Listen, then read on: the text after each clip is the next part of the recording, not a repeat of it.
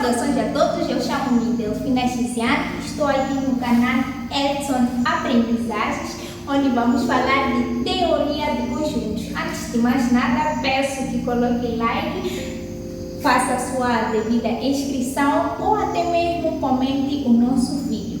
Bom, indo àquela que é a nossa aula de hoje, a teoria de conjuntos, é importante falarmos aqui mas o que é isso de conjunto? Ao falarmos de conjunto, nós estamos a falar de agrupamento de termos semelhantes, ou seja, agrupamento de objetos que contêm a mesma característica. Bom, ao falar de conjuntos, é importante falarmos aqui da apresentação do conjunto, a designação de conjunto e, por fim, a classificação de conjuntos. Bom, ao falarmos de teoria de conjuntos, nós devemos saber que estes conjuntos eles podem ser apresentados de duas formas, onde temos a forma de diagrama de Venn e a forma de chaveta. E estes mesmos conjuntos, assim que é, eles devem ser sempre apresentados com uma letra maiúscula. Porém, os elementos do mesmo conjunto, eles devem ser sempre apresentados com uma letra minúscula. E estes mesmos conjuntos, eles podem ser classificados de duas formas, onde temos o conjunto por extensão e o conjunto por compreensão. Bom, quando falamos de representação de conjunto em forma de extensão, estamos a falar de colocar cada elemento de um conjunto, ou neste caso é detalhar o conjunto, onde nós podemos encontrar como exemplo conjunto A, e nesse caso nós vamos falar em forma de extensão, nós vamos colocar o nome de cada elemento. Neste caso podemos colocar Maputo, não, Janeiro,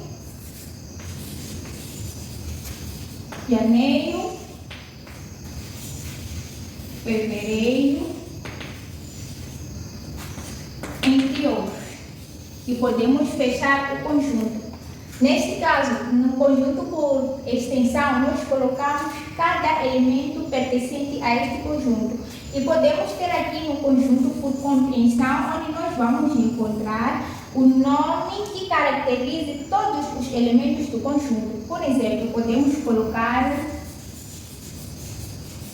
meses do ano.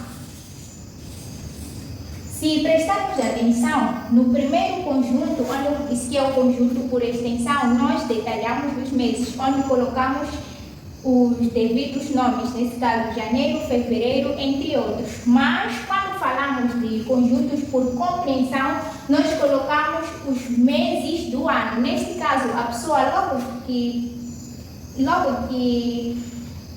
se deparar com uma situação dessas, ela saberá que está-se a tratar de meses do ano, nesse caso janeiro, fevereiro, março, por aí em diante. E eu disse também que é importante sempre, ao representarmos um conjunto, que a primeira letra ou a letra que representa o conjunto, neste caso, que é este B e este A, eles devem ser maiores. Mas as letras ou os elementos dos conjuntos, eles devem ser sempre representados com uma letra minúscula, como podemos ver. Porque nós nunca devemos nos deparar com uma situação dessas em que o conjunto está representado com a letra maiúscula e os elementos também estarem representados com letras maiúsculas. Isso não pode acontecer. Bom, falando aqui da apresentação desses conjuntos, nós colocamos, eu falei aqui da designação, da apresentação e da apresentação, da designação dos conjuntos. E tem mais uma coisa que eu deixei de ficar aqui sobre estes mesmos conjuntos. Bom, dizer que estes conjuntos, eles podem ser apresentados em forma de chavetas ou diagrama de Venn.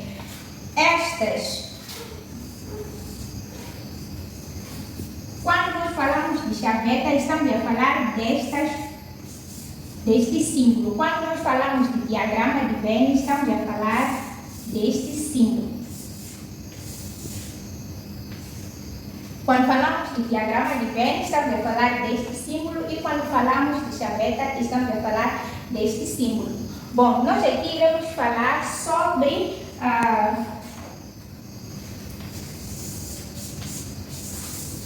na mesma aula, nós iremos falar aqui da relação de pertence, onde se um conjunto ou se um elemento do conjunto A pertence ao conjunto B, disse que A pertence a B. Neste caso, nós temos o conjunto A, onde temos como elementos do mesmo conjunto A, B e C. Temos também o conjunto B, onde vamos encontrar C, D e E. Bom, quando falamos da relação de pertence, nós estamos a falar de, como eu disse, se um elemento do conjunto A pertencer ao conjunto B, nós dizemos que A pertence ao B. Neste caso, nós estamos a falar do A com a letra maiúscula que representa o conjunto, mas sim estamos a falar do elemento, onde será apresentado desta forma. Se nós prestarmos atenção, nós vamos perceber que no conjunto A nós temos a letra C e no conjunto B também temos a letra C, onde neste caso o C pertence ao conjunto B, onde vamos colocar o C e vamos colocar este símbolo de pertence e vamos colocar o B. Se prestarmos atenção, este C aqui é o C do elemento e este B é o B do conjunto. Bom, se por acaso ou se porventura nós nos depararmos com uma situação em que todos os elementos do conjunto A pertencem ao conjunto B, nós vamos dizer que A está contido no B. Nesse caso, quer dizer que todos os elementos, ou que o elemento A é subconjunto do conjunto B, onde teremos aqui um exemplo. O conjunto A será composto pelos seguintes elementos: A, B, C e D. E o conjunto B terá os seguintes elementos: N, M, A, C, D e B. Se nós prestarmos atenção nesses dois conjuntos, nós vamos perceber que todos os elementos que temos no conjunto B, eles se encontram também no conjunto, todos os elementos que temos no conjunto A, assim que eles encontram-se também no conjunto B. Logo, nós diremos que A é subconjunto do conjunto B. Por quê? Porque todos os elementos que nós encontramos no conjunto A, nós encontramos também no conjunto B. Bom, como nós podemos notar, todos os elementos do conjunto A, eles pertencem ao conjunto B. Neste caso, nós podemos dizer que o conjunto A é subconjunto do conjunto B, onde nós podemos representar isto da seguinte forma. Teremos o A e vamos colocar, neste caso, este símbolo. Este símbolo quer dizer que o A está contido no conjunto B. Ou também podemos representar da seguinte forma: B contém A. Que isto quer dizer que todos os elementos que nós encontramos, alguns dos elementos que nós encontramos no A pertencem ao conjunto B. E agora nós falaremos da reunião de conjuntos. União ou reunião de um conjunto. Bom, como nós podemos ver, a reunião ou a união de um conjunto, ele é sempre representado com a letra U, onde neste caso nós vamos ter aqui dois conjuntos, onde depois faremos a reunião ou a união destes mesmos conjuntos. Bom, aqui estão os conjuntos A e B, e o que nós pretendemos neste conjunto é fazer a reunião ou a união dos mesmos. Nesse caso, nós vamos representar isto usando o símbolo U. É importante que que é importante salientar quando nós temos, por exemplo, no conjunto A nós temos um dos elementos, o número 1, e no conjunto B também temos como um dos elementos o número 1. Ao fazermos a reunião destes conjuntos, nós não devemos repetir os números. Nesse caso, nós só vamos colocar o 1 uma vez, onde a reunião deste conjunto será representada da seguinte forma: A reunião com B será igual a... Vamos abrir as chavetas e vamos colocar 1, 2, 3 do conjunto B, 4, 5, 6, 8 e 9. E vamos fechar as nossas chavetas. Como podemos ver aqui, nós fizemos a reunião destes dois conjuntos, nesse caso o conjunto A e o conjunto B. Porém, nós não repetimos aqui o número 1, embora ele estivesse presente no conjunto A, assim como no conjunto B. Nós fizemos isto, só representamos o número 1 uma só vez. Agora vamos falar da interseção de um conjunto, que nesse caso é representado por este sinal. Bom, quando falamos da interseção de um conjunto, estamos a falar de elementos que pertencem a ambos conjuntos.